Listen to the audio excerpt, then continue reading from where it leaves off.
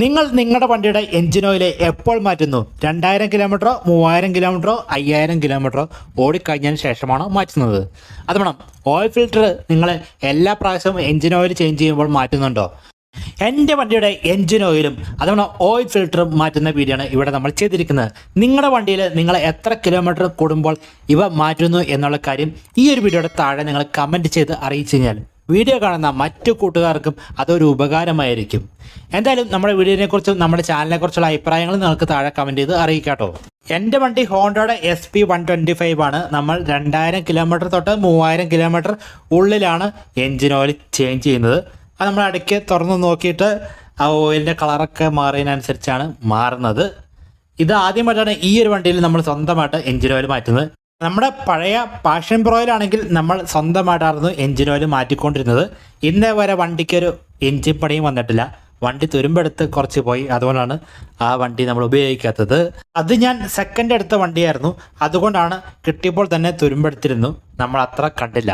നമ്മുടെ വണ്ടിയുടെ user manual എടുത്തു നോക്കിയിട്ട് അതിനകത്ത് പറഞ്ഞിരിക്കുന്ന ആ ഒരു എൻജിൻ ഓയിൽ തന്നെ നമ്മൾ വാങ്ങണം.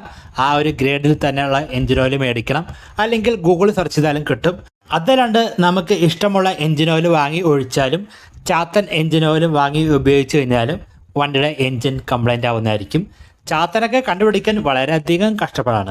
എൻജിൻ ഓയിൽ മാറ്റാൻ നിങ്ങൾക്ക് സ്പാനറിൻ്റെ ആവശ്യമുണ്ട്. അത് കറക്റ്റ് അളവിൽ ആ ഒരു നെറ്റിൽ കയറി ടൈറ്റ് ആകാൻ പാകത്തിനുള്ള സ്പാനർ തന്നെ ഉപയോഗിക്കുക. അല്ലെങ്കിൽ അത് തെന്നി മാറിയിട്ട് ആ ഒരു നെറ്റ് തേയ്മാനം സംഭവിക്കാൻ നല്ല ചാൻസ് ഉണ്ട്.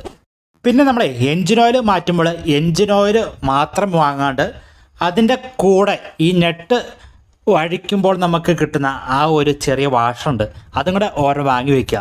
അത് തേയ്മാനം സംഭവിച്ചെങ്കിൽ തീർച്ചയായിട്ടും നിങ്ങൾക്ക് പുതിയത് ഒരെണ്ണം ഇട്ടിട്ട് മുറുക്കുക. അല്ലെങ്കിൽ എൻജിൻ ഓയിൽ ഒഴിച്ചതിന് ശേഷം ലീക്ക് വന്നു കഴിഞ്ഞാൽ നമ്മൾ പെട്ടുപോകും. ആ എൻജിൻ ഓയിൽ കളഞ്ഞിട്ട് പുതിയ എൻജിൻ ഓയിൽ കയറ്റേണ്ട അവസ്ഥ വരും.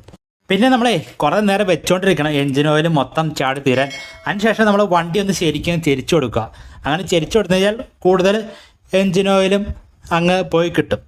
എൻജിൻ ഓയിൽ മാറ്റുന്ന സമയം കൊണ്ട് നമുക്ക് ഓയിൽ ഫിൽറ്റർ പോയി ചേഞ്ച് ചെയ്യാം. അതിനായിട്ട് ആ ഒരു ഏരിയയൊക്കെ നമ്മളൊന്ന് ക്ലീൻ ചെയ്യുക. അതിനുശേഷം കറക്റ്റ് അളവിലുള്ള സ്പാനർ ഉപയോഗിച്ചിട്ട് അതിൻ്റെ സ്ക്രൂവ് കറക്റ്റായിട്ട് ഊരിയെടുക്കുക. 2 സ്ക്രൂവും ഒരേപോലെ തന്നെ ഊരിയെടുക്കണം. അത് വേണം ടൈറ്റ് ചെയ്യുമ്പോൾ 2 സ്ക്രൂവും ഒരേപോലെ തന്നെ ടൈറ്റ് ചെയ്യണം. ആദ്യം ഒരു സ്ക്രൂ തന്നെ ടൈറ്റ് ചെയ്യാണ്ട് ഒരേപോലെ തന്നെ ചെയ്യുക. നിങ്ങളെ എപ്പോഴാണ് ഈ ഓയിൽ ഫിൽറ്റർ ചേഞ്ച് ചെയ്യുന്നത്? എല്ലാ പ്രാവശ്യവും എൻജിൻ ഓയിൽ ചേഞ്ച് ചെയ്യുമ്പോഴും ഓയിൽ ഫിൽറ്റർ ചേഞ്ച് ചെയ്യാറുണ്ടോ? അങ്ങനെ ചേഞ്ച് ചെയ്യുന്നവർ ഒരുപാട് പേരുണ്ടോ? എൻ്റെ അറിവിൽ അങ്ങനെയില്ല. ഞാൻ ഈ ഒരു ഓയിൽ ഫിൽറ്റർ ഈ വണ്ടി എടുത്ത പിന്നെ ആദ്യമായിട്ടാണ് മാറ്റുന്നത് എന്നാണ് എനിക്ക് തോന്നുന്നത്. ഇതിനുമുമ്പ് ഷോറൂമിലായിരുന്നല്ലോ, അവരങ്ങനെ ഓയിൽ ഫിൽറ്റർ മാറ്റിയതായിട്ടൊന്നും ഇന്നവരെ കണ്ടിട്ടില്ല. അങ്ങനെ ബില്ലിലൊന്നും കണ്ടിട്ടില്ല. അപ്പോൾ ഇത് ഫസ്റ്റ് ടൈമിലായിരിക്കും, അറിയില്ല കേട്ടോ. പിന്നെ ആണെങ്കിൽ ഓയിൽ ഫിൽറ്റർ നമ്മൾ മാറ്റി കഴിഞ്ഞ് കഴിഞ്ഞാൽ നല്ല കോട്ടൺ വേസ്റ്റൊക്കെ ഉപയോഗിച്ചിട്ട് നല്ല രീതിയിൽ ക്ലീൻ ചെയ്യാം. കോട്ടൺ വേസ്റ്റൊക്കെ അത്യാവശ്യം നല്ല ക്വാളിറ്റിയുള്ള സാധനം ഉപയോഗിക്കണം. അല്ലെങ്കിൽ കോട്ടൺ വേസ്റ്റിൻ്റെ കഷ്ണമൊക്കെ അതിൻ്റെ ഉള്ളിലൊക്കെ പറ്റി പിടിച്ചിരുന്നാൽ പിന്നെ സീനാണ്. ഒരു ഓയിൽ ഫിൽറ്ററാണെങ്കിൽ 84 രൂപയാണ് ഈ ഒരു ഹോണ്ടയുടെ ഓയിൽ ഫിൽറ്ററിന് വരുന്നത്. അതുകൊണ്ട് നിങ്ങളൊരു 4 പ്രാവശ്യമോ 3 പ്രാവശ്യമൊക്കെ എൻജിൻ ഓയിൽ മാറ്റുമ്പോഴത്തേക്കും ഓയിൽ ഫിൽറ്റർ മാറ്റുന്നതായിരിക്കും എപ്പോഴും നല്ലത്. അപ്പോൾ എന്തെങ്കിലും ചെറിയ തേയ്മാനമൊക്കെ വന്നിട്ട് ഇല പൊടിയൊക്കെ വന്നു കഴിഞ്ഞാലേ അതൊക്കെ ഈ ഒരു ഓയിൽ ഫിൽറ്റർ കയറി ഇരുന്നോളും. അങ്ങനെ നമ്മുടെ എൻജിന് കുറച്ചും കൂടെ ആയുസ് കിട്ടും. ഓയിൽ ഫിൽറ്റർ നമ്മൾ ചേഞ്ച് ചെയ്യുന്നത് ഈ കാണുന്ന പോലെ തന്നെ ആ ഒരു പഴയ ഓയിൽ ഫിൽറ്റർ മാറ്റുപോലെ തന്നെ കറക്റ്റായിട്ട് അങ്ങ് കയറ്റി വെച്ചിട്ട് സ്ക്രൂ ഒക്കെ ടൈറ്റ് ചെയ്ത് കൊടുത്താൽ മതി. എല്ലാം ഒന്ന് കറക്റ്റായിട്ട് പക്കയായിട്ട് സെറ്റ് ചെയ്ത് കൊടുക്കുക ഈ കാണുന്ന പോലെ തന്നെ. അതിനുശേഷം ഈ അടപ്പ് വെച്ചിട്ട് അങ്ങ് മുറുക്കി വെച്ചതിന് ശേഷം സ്ക്രൂ ഇട്ടിട്ട് കറക്റ്റായിട്ട് 2 നെട്ടും ബോൾട്ടും നെറ്റ് മാത്രമേ ഉള്ളൂ, അത് കറക്റ്റായിട്ട് അങ്ങ് മുറുക്കി കൊടുക്കുക. 2 ഒരേപോലെ തന്നെ മുറുക്കണം. അതല്ലാണ്ട് ഓരം തന്നെ മുറുക്കരുത്. പിന്നെ ഓവർ ടൈറ്റ് ഒന്നും ചെയ്യരുത് കേട്ടോ. ഒരു ടൈറ്റ് ആയി കഴിഞ്ഞാൽ നമുക്കറിയാം. ആ ഒരു ടൈറ്റ് ചെയ്തിട്ട് നമ്മൾ നിർത്തണം. ഓവർ ടൈറ്റ് ഒരിക്കലും ചെയ്യരുത്. അങ്ങനെ ചെയ്ത് കഴിഞ്ഞാൽ ചിലപ്പോൾ ഇത് ഒടിഞ്ഞൊക്കെ പോയി കഴിഞ്ഞാൽ പിന്നെ എൻജിനൊക്കെ ഫുള്ളായിട്ട് ചിലപ്പോൾ മാറ്റേണ്ടി വരും. അത്യാവശ്യം ടൈറ്റ് ആയി കഴിഞ്ഞാലേ പിന്നെ പേടിക്കേണ്ട ഒരു ആവശ്യമില്ല. Oil leak അടിക്കുകയൊന്നുമില്ല.